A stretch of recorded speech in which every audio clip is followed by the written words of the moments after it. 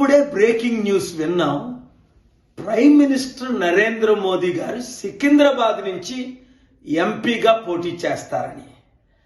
మోదీ గారు, నిజంగా నేను మీకు ఛాలెంజ్ చేస్తున్నాను, సికింద్రాబాద్లో కానీ లేదా మీ అదానీ స్టీల్ ప్లాంట్ కొనాలని 8 లక్షల కోట్లది 8,000 కోట్లకి అక్కడ కానీ మీరు పోటీ చేయండి.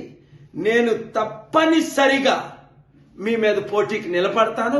మా తెలుగు సత్తా అప్పుడు ఎన్టీఆర్ గారు ఇందిరాగాంధీకి చూపించారే, ఇప్పుడు మా తెలుగు సత్తా మీకు మీ బీజేపీకి చూపిస్తాం. 20 కోట్లు ఉద్యోగాలు ఇచ్చారని మీకు ఓట్లేయాలా?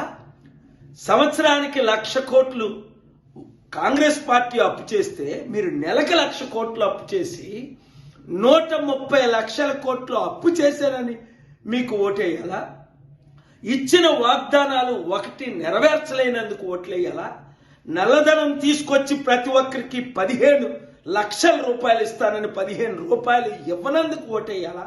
మా 2 తెలుగు రాష్ట్రాల 1,00,000 కోట్లు తీసుకెళ్లి గుజరాత్ను అభివృద్ధి చేసినందుకు ఓటేయాలా?